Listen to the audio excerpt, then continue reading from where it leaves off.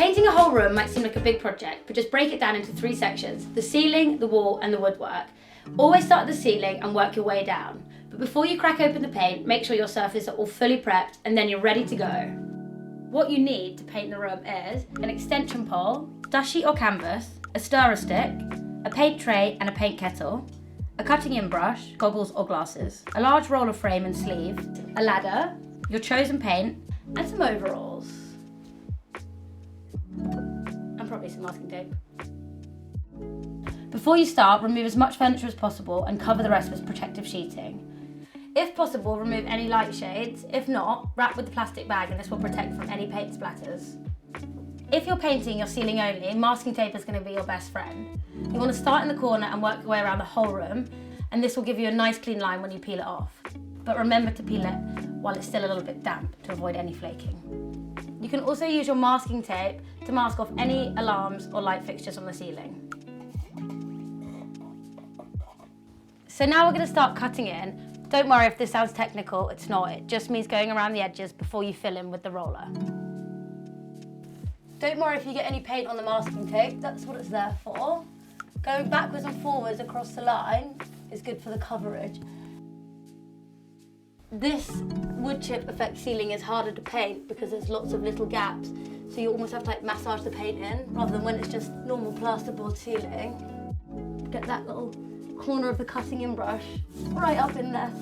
While your cutting in is still wet, you want to roller the rest of the ceiling. Pour your paint in the tray, put the frame on the pole, and then go backwards and forwards with the paint on the ceiling.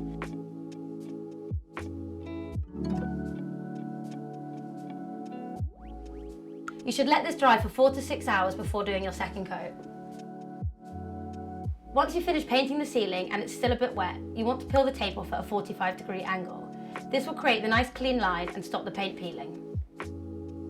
Now your ceiling's dry, it's time to paint the walls. For best results, you can remove your plug socket and light switches. If not, you can mask these off. Like this. Meet in the middle. Then wrap them up like a little present. And then, there we go. I think that's the best thing I've done so far. If you're not painting the woodwork, you can also mask this off too. So before you start painting the wall, you want to cut in the corners and ceilings and above the skirting. Do all the corners where the roller doesn't reach. Make sure you've got loads of paint on your brush because if not, it's just really patchy. Getting all nice and close to the tape with a steady hand.